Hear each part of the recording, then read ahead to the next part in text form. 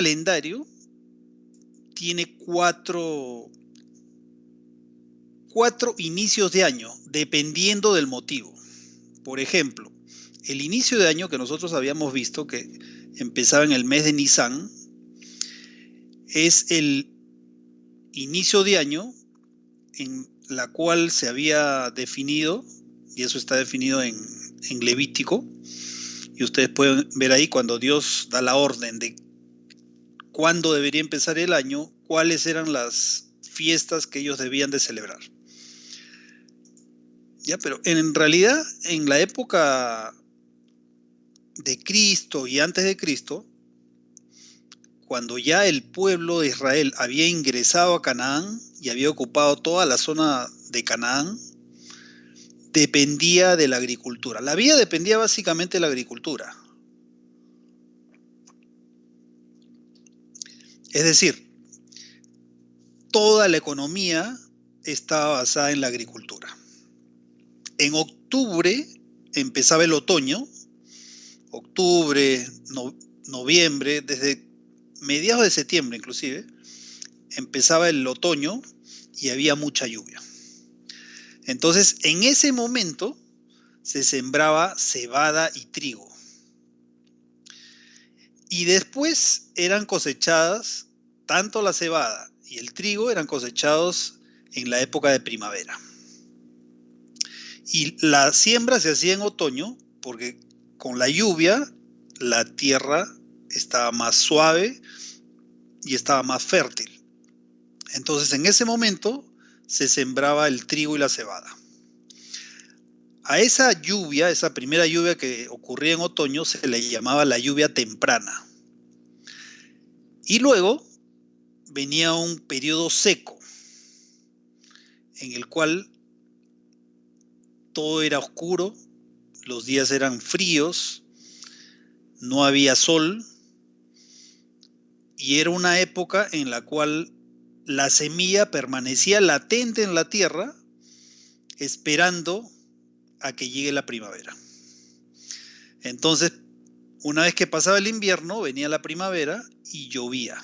Nuevamente venía otra época de lluvias. A esa lluvia que ocurría en la primavera se le llama o se le llamaba la lluvia tardía. Es decir, la lluvia temprana servía para sembrar la semilla. Y la lluvia tardía lo que hacía era que esa semilla que estaba latente en la tierra empezara a crecer. Y empezaba a crecer rápidamente hasta que era cosechada.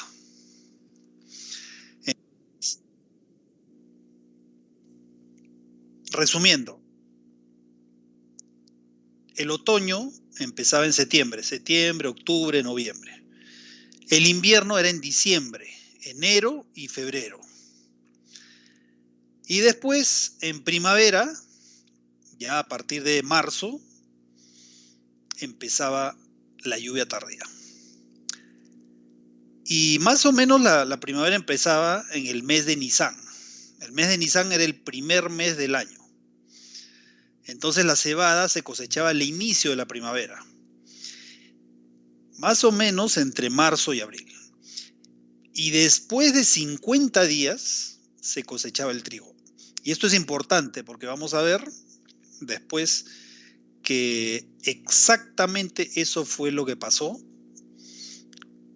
luego que Cristo fue sacrificado. Luego que Cristo murió, en un momento vamos a ver cuáles eran las fiestas, pero Cristo murió en la Pascua, murió el 14 de Nisan. El 15 de Nisan, día sábado, Cristo descansó en la tumba. Y al día siguiente, el primer día de la semana, Cristo resucitó. Y luego, después de ese día, si contamos 50 días después, vino el Pentecostés. Entonces, coincidía exactamente con el año de agricultura judío. Ya eso lo vamos a ver en unos momentos. Entonces, resulta que en realidad no eran las únicas cosechas que se realizaban en el año. en primavera, hemos dicho, se cosechaba primero la cebada y 50 días después y hasta un mes después se cosechaba el trigo. Pero en otoño se cosechaban uvas y se cosechaba aceitunas. Entonces, las aceitunas, de las aceitunas se extraía el aceite que representa el Espíritu Santo. ¿Ya? Eso es importante porque después cuando estudiemos, y en realidad también ya hemos estudiado que el Espíritu Santo está representado por el aceite. En el santuario terrenal, cuando el sacerdote entraba al lugar santo, en el lugar santo se encontraba el candelabro de 7 brazos, que en un inicio era un solo candelabro y después cuando Salomón construyó el templo eran 10 candelabros. Y todos eran alimentados por aceite de oliva, que era el combustible que servía para que las lámparas estén prendidas continuamente. Y ese aceite representa el Espíritu Santo. Y esto es importante porque después también vamos a ver que en el día del Pentecostés Dios derrama el Espíritu Santo sobre su pueblo y empieza la cosecha. Ya estoy hablando de una cosecha espiritual. Entonces, habíamos dicho que se cosechaban aceitunas en otoño, pero también se cosechaban uvas. Y luego de cosechar las uvas, se preparaba o se elaboraba vino en un lagar. Todos sabemos lo que es un lagar, ¿no? Es un lugar donde se pisan las uvas. Entonces, mientras pisaban las uvas, cantaban canciones. A eso Jeremías, por ejemplo, le llama canción de lagareros, ¿no? El cosechar, el pisar las uvas en el lagar para extraer el jugo de la uva. Y eso, ¿dónde lo encontramos? Vamos a la Biblia. Vamos.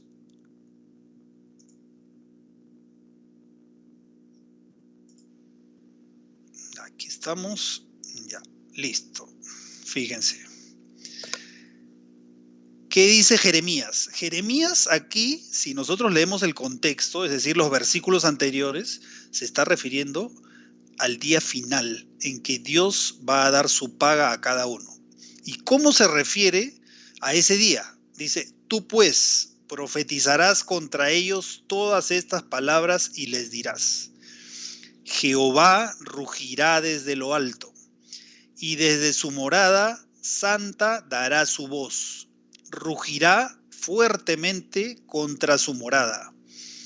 Canción de lagareros cantará contra todos los moradores de la tierra.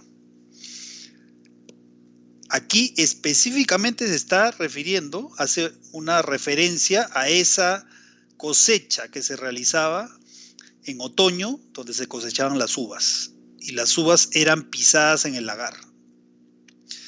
Entonces, más adelante también, en unos momentos vamos a ver que la cosecha de los impíos está representada por la cosecha de las uvas. Es decir, las uvas representan a los impíos. Eso lo vamos a ver en un momento. ¿Qué más? En Apocalipsis, el apóstol Juan, cuando recibió la revelación de parte de Dios, también escribe, salió otro ángel del templo que está en el cielo, teniendo también una hoz aguda. Y salió del altar otro ángel que tenía poder sobre el fuego y llamó a gran voz al que tenía la hoz aguda diciendo, mete tu hoz aguda y vendimia los racimos de la tierra porque sus uvas están maduras. ¿A quién se está refiriendo aquí? Se está refiriendo, cuando habla de las uvas, se está refiriendo a los impíos. Ya ellos han decidido no obedecer a Dios, han aceptado seguir a Satanás y al final, en el día en que van a recibir su paga, son representados como uvas que están maduras.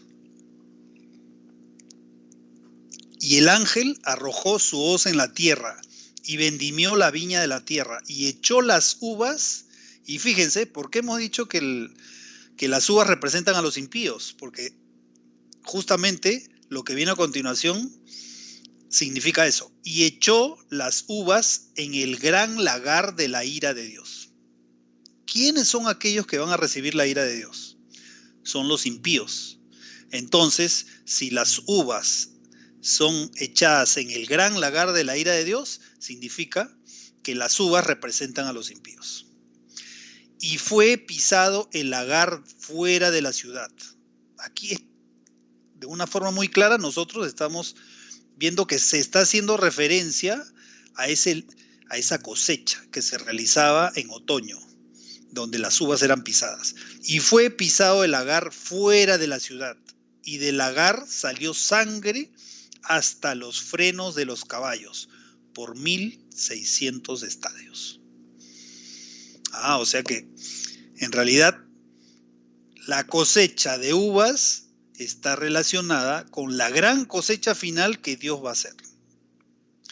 Pero en esa gran cosecha final habrán dos grupos: los impíos y los justos. Entonces,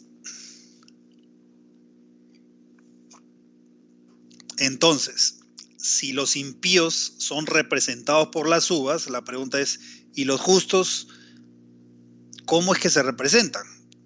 Eso lo vamos a ver en un momento. Y fíjense, aquí en este versículo, Jesús está hablando acerca de una parábola y empieza a explicar, y también hace referencia a la cosecha, a la siembra y a la cosecha. Dice, respondiendo él les dijo, o sea, Cristo está explicando la parábola. El que siembra la buena semilla es el Hijo del Hombre. ¿Quién es el Hijo del Hombre? Cristo. El campo es el mundo. La buena semilla son los hijos del reino y la cizaña son los hijos del malo. El enemigo que la sembró es el diablo. La siega es el fin del siglo y los segadores son los ángeles. Justamente lo que acabamos de leer, ahora también Cristo se está refiriendo justamente a esa gran cosecha final. De manera que como se arranca la cizaña y se quema en el fuego, así será en el fin de este siglo. O sea que en ese gran día final se va a arrancar la cizaña. O sea, los impíos aquí están representados por la cizaña y se quema en el fuego. Así será en el fin de este siglo. Enviará el Hijo del Hombre a sus ángeles. Jesús va a enviar a sus ángeles. Y recogerán de su reino a todos los que sirven de tropiezo y a los que hacen iniquidad. Y los echarán en el horno de fuego. Allí será el lloro y el crujir de dientes. Ese horno de fuego, ¿cuál es? Es el infierno. Un infierno que sí es literal, que sí va a existir, que en este momento no existe. Existirá justamente para que los impíos reciban su paga. Y el infierno terminará cuando todos aquellos sean consumidos, todos aquellos que han sido arrojados al infierno. Y luego en el versículo 43 de Mateo 13, Cristo dice, entonces los justos resplandecerán como el sol en el reino de su Padre. El que tiene oídos para oír, oiga. Este es el mensaje que Cristo nos da. Si tú tienes oídos para oír, oiga. ¿Qué significa específicamente esto? Bueno, que todos tenemos la capacidad de poder entender la invitación que Cristo nos hace. Y cuando dice que oigamos, se refiere a que aceptemos ese mensaje. ¿Y cómo yo voy a aceptar el mensaje? No solo aceptándolo en mi corazón, sino escudriñando la palabra de Dios. No solamente se trata de una afirmación personal interna que yo hago. Y yo digo, sí, acepto a Dios, sino que tengo que conocer más a Dios, porque el camino de la salvación es conocer a Dios. Y la única forma de conocer a Dios es a través de lo que Él ha revelado. ¿Y cómo se reveló? Se reveló a través de Cristo. Se reveló a través de su palabra. Y es por ese motivo que nosotros tenemos que cada día aprender más. Y ahora, nuevamente en Apocalipsis, vemos que los hijos de Dios están representados por otra cosecha. Versículo 14 dice: miré y aquí una nube blanca, y sobre la nube uno sentado semejante al Hijo del Hombre. No es nada más ni nada menos que Cristo viniendo en las nubes, que tenía en la cabeza una corona de oro. Esa corona es la corona de vencedor. Y en la mano una hoz aguda. ¿Y para qué traería una hoz aguda? ¿Para qué Cristo traerá una hoz aguda si no es para cosechar? Y del templo salió otro ángel clamando a gran voz al que estaba sentado sobre la nube: mete tu hoz y ciega, porque la hora de cegar ha llegado, pues la mies de la tierra está madura. Entonces aquí se está refiriendo a la mies. La mies representa a los justos. Cristo en el Nuevo Testamento habla de que la mies es mucha y los obreros son pocos. ¿A qué se refiere? A que hay mucha gente que necesita el mensaje y a ellos hay que darles el mensaje. Y la mies está representada por los hijos de Dios. Por eso dice, la mies está madura. Y el que estaba sentado sobre la nube metió su hoz en la tierra y la tierra fue cegada. Entonces, en este mismo capítulo se habla de aquellas dos cosechas. La cosecha de las uvas, por un lado, que representa a los impíos, y por otro lado tenemos la cosecha de la mies, que también se representa por el trigo. ¿Qué significa? Cuyo significado está relacionado a los salvos. O sea, por un lado tenemos las uvas y por el otro lado tenemos la mies. Y hay varias figuras en el Nuevo Testamento y varias figuras con las que Cristo se refiere a esos dos grupos. Entonces, vamos a continuar aquí. Ya está. Entonces, en resumen, de todo lo que hemos dicho hasta ahora, básicamente, en el año de agricultura judío habían dos grandes cosechas.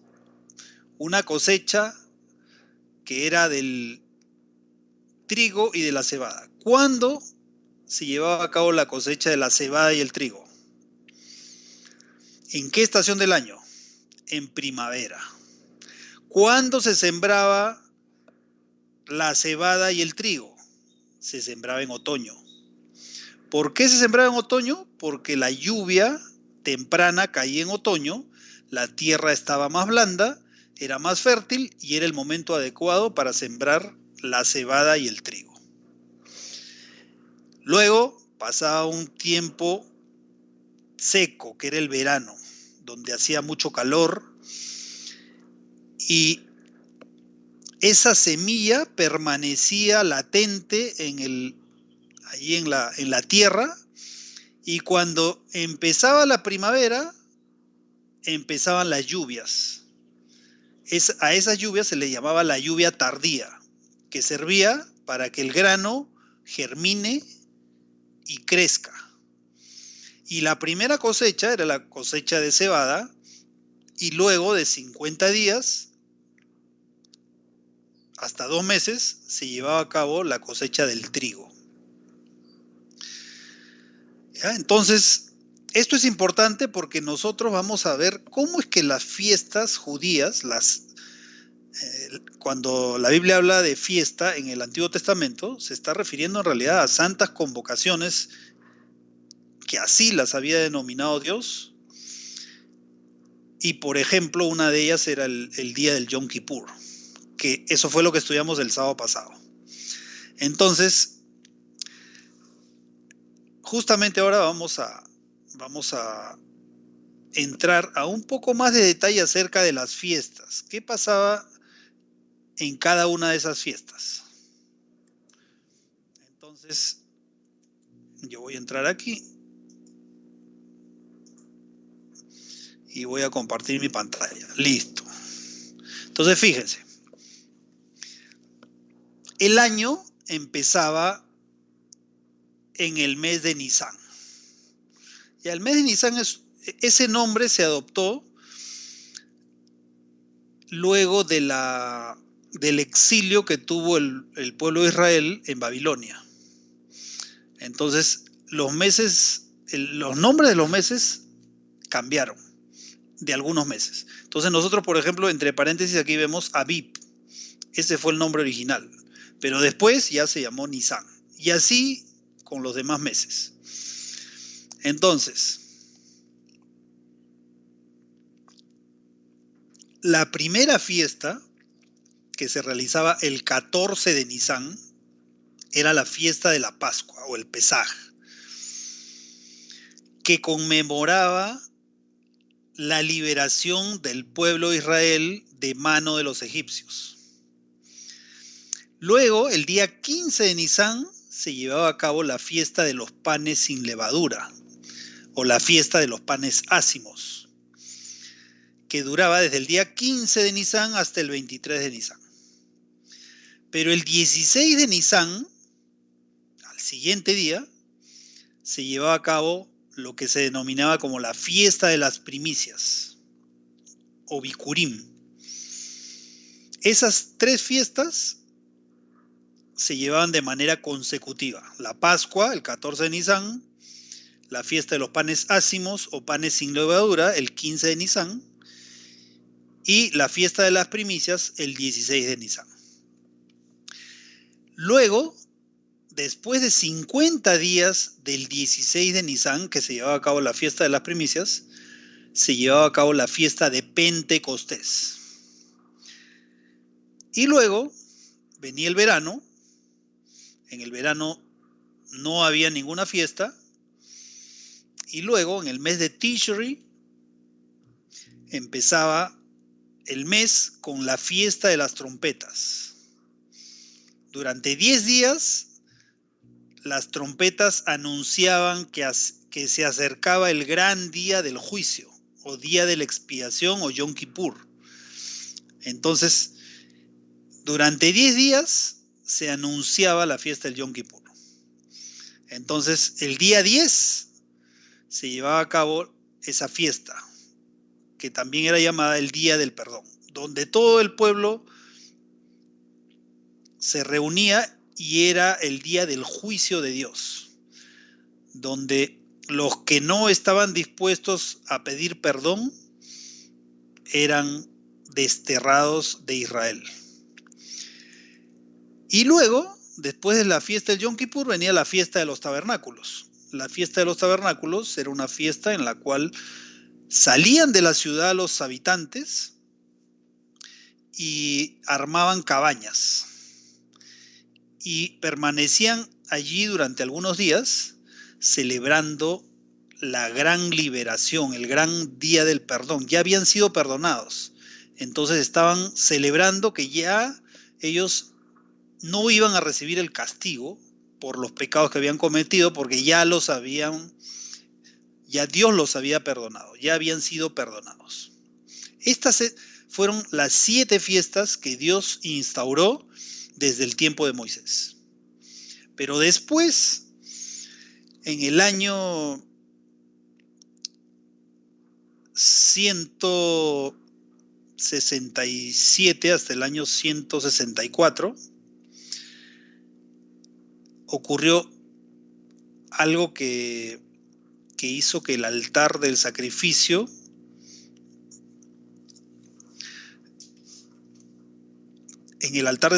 se llevara a cabo una ceremonia que Dios no había instaurado. ¿Qué pasó? Que Antíoco Epífanes vino con su ejército, invadió Jerusalén, mató a los sacerdotes y allí en el altar del sacrificio, que si nos acordamos había sido dedicado a Dios, y ese día de la dedicación Dios hizo descender fuego del cielo. Ese altar del sacrificio fue profanado por Antíoco Epífanes. ¿Qué hizo Antíoco Epífanes? Trajo un cerdo y lo sacrificó en el altar del sacrificio.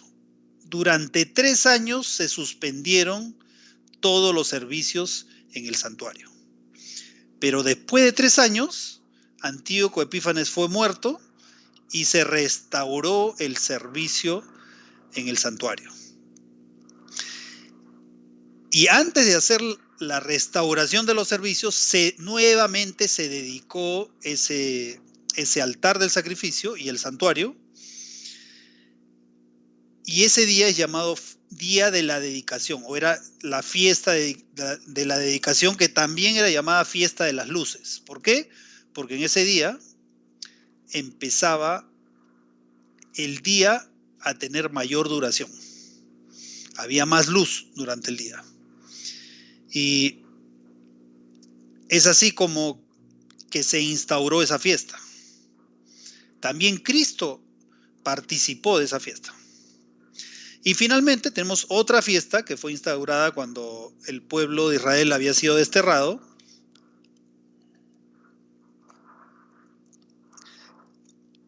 Y en algún momento fue por decreto del rey, fue condenado al exterminio. Es decir, se había dado un decreto en el cual cualquier persona de cualquier nacionalidad podía matar a los israelitas y podía apropiarse de sus propiedades. Pero gracias a la intervención de Esther, de la reina Esther, el pueblo fue librado. Claro, finalmente quien intervino fue Dios. Entonces fue librado, y ese decreto, aunque no se anuló, porque un decreto del rey de aquella época no podía ser anulado, pero se emitió otro decreto en el que se permitía a los israelitas defenderse de cualquier ataque. Y finalmente no ocurrió nada ese día. Y por eso se le llama, se instauró a partir de aquel momento la fiesta del gozo o la fiesta del Purim. ¿Ya? Entonces ahora vamos a entrar a un poquito más de detalle.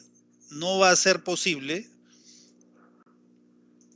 que podamos terminar con el estudio de todas las fiestas judías, pero lo importante es que captemos inicialmente cómo estaban relacionadas las fiestas judías con el año de agricultura judío y su significado, porque no solamente tiene un significado para ese momento, sino que también tiene un significado actual, tiene un significado para el futuro también. Entonces, en resumen, tenemos que al inicio del año, en el primer mes, se llevaba a cabo la Pascua, la fiesta de la Pascua en el 14 de Nisán. Luego, al siguiente día, el día 15 de Nisán, se llevaba a cabo la fiesta de los panes sin levadura o los panes ácimos.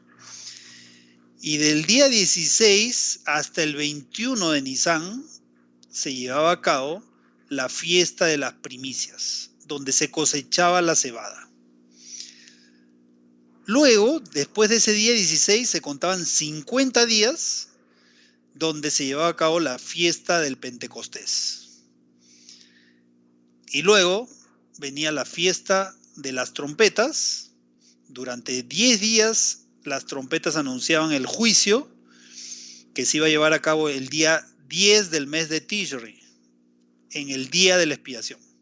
Y luego del día de la expiación se llevaba a cabo la fiesta de los tabernáculos. ¿Ya? Entonces,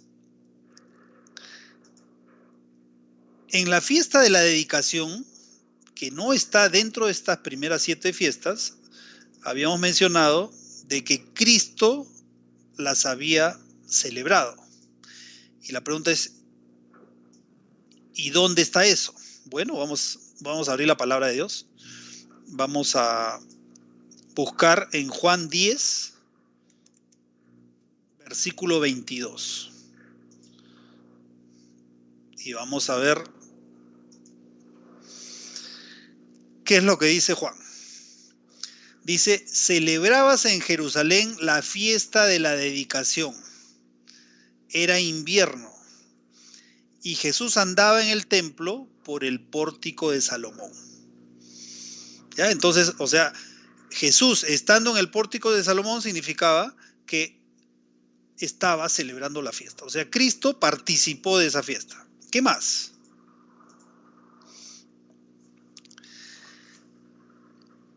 Aquí ya vemos el significado del trigo, ¿no? La cebada y el trigo eran las cosechas, eran los granos que se cosechaban en primavera. Entonces, ¿por qué es que Jesús dice esto? Si nosotros leemos los versículos anteriores, habían venido unos griegos que naturalmente no eran judíos. Entonces, habían venido a la fiesta y querían hablar con Jesús. Y sus discípulos se le acercan a Cristo y le dicen, unos griegos quieren hablar contigo. Entonces Jesús les dice, ha llegado la hora para que el Hijo del Hombre sea glorificado. O sea, ¿a qué se estaba refiriendo en este versículo?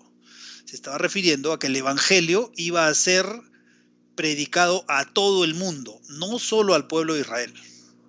En primer lugar, Dios había designado al pueblo de Israel para que sea aquel depositario de la verdad y esa verdad pueda ser predicada al mundo entero.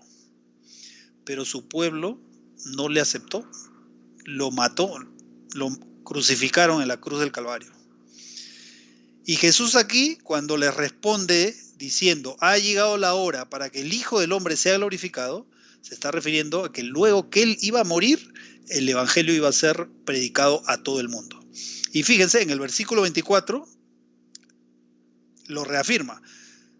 Dice, de cierto os digo, que si el grano de trigo no cae en la tierra y muere, queda solo. Pero si muere, lleva mucho fruto. ¿A qué se está refiriendo aquí Jesús? Se está refiriendo a que él iba a tener que morir para que luego, con su muerte, la salvación se pueda dar a toda la humanidad. Entonces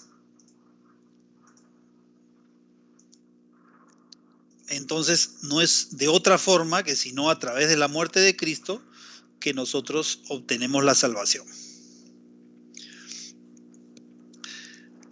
Ahora,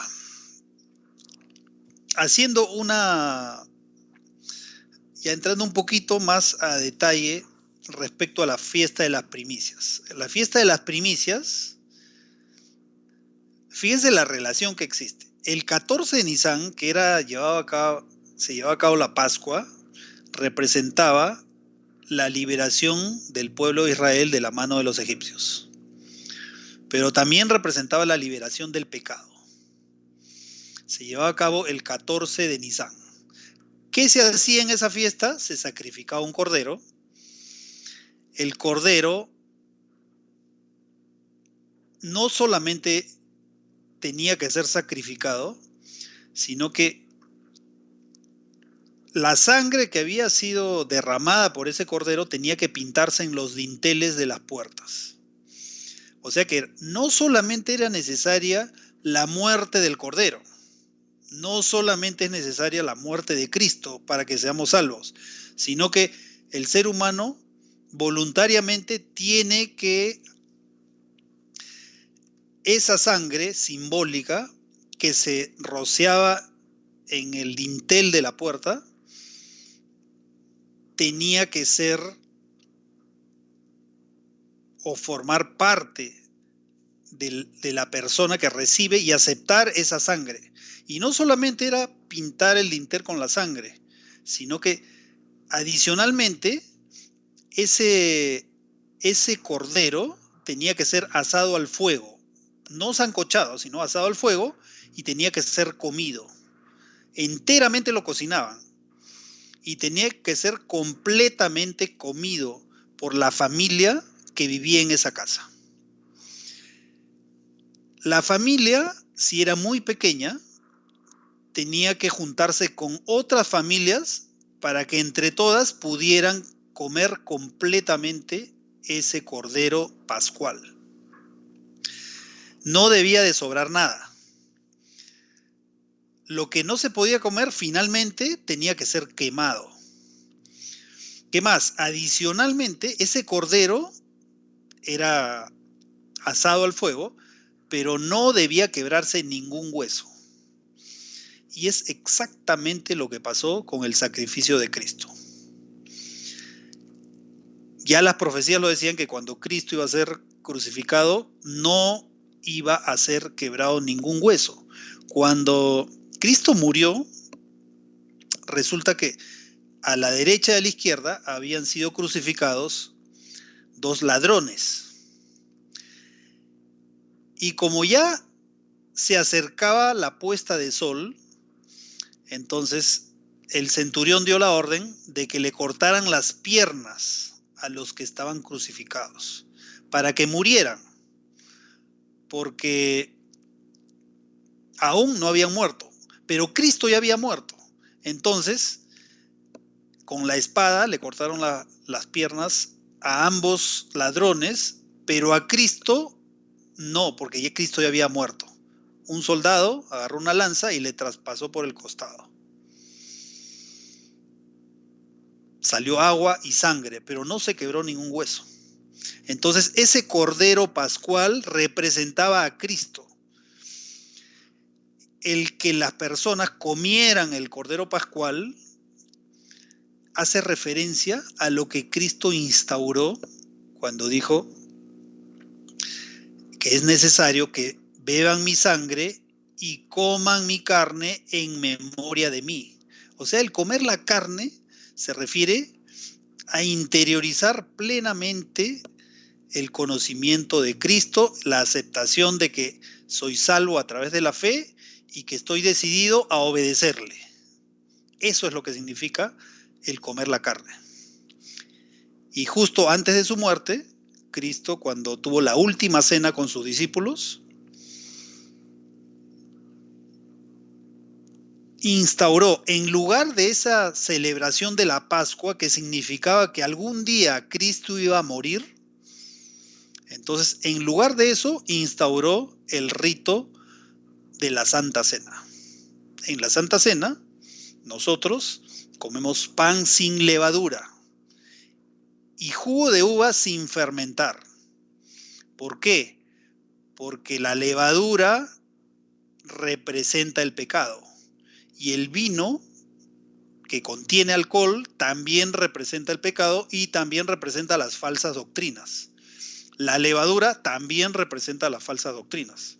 Por ese motivo es que el día 15 de Nisan, luego de la Pascua, del 14 de Nisan que se llevaba a cabo la Pascua, el día 15 debían de comer panes sin levadura, simbolizando de que la persona debía dejar el pecado. Ahora,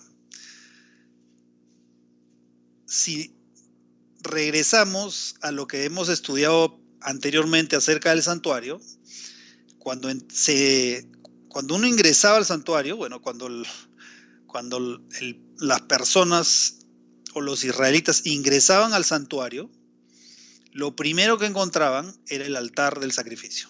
Y después del altar, antes de la entrada al lugar santo, se encontraba la fuente de agua o el lavacro. Esa fuente representa el bautismo. Con el bautismo, nosotros reconocemos que aceptamos a Dios públicamente y dejamos nuestra vida de pecado atrás y nacemos a una nueva vida. Entonces ese lavacro, esa fuente representa el bautismo, que es la muerte a la vida anterior y la resurrección a nueva vida. Entonces, ¿cómo es que el bautismo puede exactamente representar, bueno, simbólicamente puede representar la muerte y la resurrección? Porque cuando uno se bautiza por inmersión, entonces ingresa al agua. En ese momento deja de respirar. Cuando uno está muerto, ¿respira o no respira? No respira. Entonces simboliza la muerte. Y cuando sale del agua, empieza a respirar. O sea, empieza una nueva vida. Eso es lo que realmente significa el bautismo. Por ese motivo es que un bautismo hecho de otra forma, bautismo por aspersión, por ejemplo, no significa esa muerte y esa resurrección. Además, el bautismo debe ser hecho de manera voluntaria. ¿Por qué? Porque representa que yo reconozco mi pecado, quiero dejar esa vida antigua y nacer a una nueva vida. Entonces, si se bautiza a un infante, un niño o un bebé que no tiene uso de razón, entonces, ¿cómo es posible que esa persona, ese bebé, pueda reconocer su pecado si no tiene uso de razón? Por ese motivo es que el bautismo debe realizarse a una edad en la que la persona tenga plenamente uso de razón y pueda ejercer su voluntad. Entonces, ya para terminar, habíamos dicho que el lavacro representa la muerte y la resurrección a nueva vida a través del bautismo. Entonces, en el día de las primicias,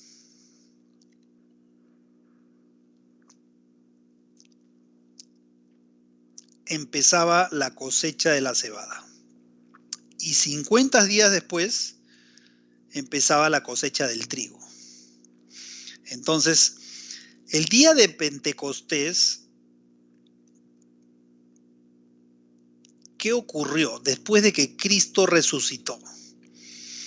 Nosotros sabemos que Cristo resucitó el primer día de la semana, el 16 de Nisán, y luego de haber resucitado, ese mismo día ascendió al cielo para presentarse ante el Padre, porque Cristo, cuando murió, él pensaba de que había sido totalmente separado de Dios. ¿Por qué? Porque cargó el pecado de todo el mundo. Fíjense, si una persona comete muchos pecados, imagínense todos los pecados del mundo que sean cargados por una sola persona. Entonces, Cristo murió el día viernes, totalmente separado de Dios. ¿Por qué? O sea, en su mente, él pensaba que ya eso ya no tenía posibilidad de reconciliación con Dios, porque él había cargado con el pecado de toda la humanidad. Por eso, en algún momento, Cristo dice, Elí, Elí, lama sabactani, que significa, Dios mío, ¿por qué me has abandonado? O sea, él sentía esa separación de Dios. Y cuando resucita el día domingo, primer día de la semana, él quería tener la seguridad de que Dios había aceptado su sacrificio. Y por ese motivo, cuando resucita y se encuentra con María Magdalena, le dice, no me toques, todavía no he subido al Padre. Anda y anuncia a los demás que voy a regresar. Entonces Cristo ascendió al cielo ese primer día de la semana, se presentó ante el Padre y el Padre, delante de todos los ángeles, le dijo, tu sacrificio has sido aceptado. Tu sacrificio es suficiente para salvar a la humanidad. Y después de eso regresó a la tierra y estuvo 40 días con sus discípulos en la tierra. Luego de 40 días, Cristo ascendió al cielo. Y durante 10 días después de ese día 40, estuvieron los discípulos unánimes juntos, orando, dedicados a la oración. Y después de esos 10 días, o sea, 50 días después de que Cristo resucitó, vino la lluvia de Pentecostés, que eso lo podemos encontrar en el libro de Hechos, donde cayeron lenguas de fuego sobre los que estaban reunidos, que era el Espíritu Santo. Y una vez que se recibió el Espíritu Santo, se cosecharon miles de almas, miles de gavillas vivas fueron cosechadas. Así como en el día de Pentecostés, que se celebraba cada año, se cosechaba el trigo, de igual forma se cosecharon miles de almas para Dios. Bueno, amigos, es muy interesante, muy importante conocer el significado de estas fiestas judías. Las fiestas judías tuvieron su significado. Ese día de Yom Kippur, que significaba día del juicio para el pueblo de Israel, ahora también tiene una aplicación en el futuro. Llegará un día en que se terminará ese juicio. En este momento nosotros estamos viviendo el día del juicio. Es un día simbólico porque el juicio que se lleva a cabo en el lugar santísimo ya empezó. Y la retribución final, perdón, la retribución final Dios la dará cuando dé a cada uno su paga. A aquellos que aceptaron a Cristo y decidieron servirle, y a aquellos que explícitamente decidieron no servirle. Decidieron seguir por el camino del mal. Entonces, la pregunta es, ¿qué vas a decidir tú? ¿Quieres seguir a Cristo? ¿Quieres andar en sus caminos? ¿Quieres obedecerle? ¿O de repente deseas pues aceptar, seguir viviendo como de repente has estado viviendo hasta el momento, lejos de Cristo, lejos de Dios, sin aceptar su palabra? Bueno, esa decisión es personal. Cada uno tiene libre albedrío. Dios nos dio libre albedrío y por eso es que nosotros decidimos. Pero mi deseo es que tú puedas aceptar esa invitación que Cristo te hace. Esa invitación que nos hace a todos, a toda la humanidad, para que aquel gran día, que ya está muy cerca, ya no es que falta demasiado para que Cristo venga. Las señales ya lo indican. Ya pronto se va a llevar a cabo esa unión, esa gran unión de todo el mundo, bajo una sola bandera, para guardar el falso día de reposo, en contra a la ley de Dios. Y la pregunta es, ¿de qué lado vas a estar? ¿Del lado de aquellos que por temor al castigo terrenal, al castigo que van a imponer las grandes autoridades a nivel mundial, van a aceptar, seguir y guardar ese falso día de reposo? ¿O vas a estar del lado de aquellos que obedecen a Dios, que a pesar de las dificultades, a pesar de las amenazas de muerte, van a seguir fieles al Cordero por donde quiera que va? Bueno, mi invitación es a que sigas a Jesús. Siga a Jesús, porque finalmente, si tú aceptas a Jesús y lo sigues, algún día vas a morar en el cielo. Y no solo tú, sino toda tu familia. Invita a tus familiares para que puedan recibir este mensaje y puedan aceptar la invitación que Cristo te hace. Y bueno, para terminar, vamos a hacer una oración para despedirnos. Oremos. Señor, oh Padre que estás en los cielos, en esta mañana queremos agradecerte porque tú a través de tu palabra nos revelas la verdad, nos revelas el plan de salvación y todo aquello que tú has preparado para nosotros.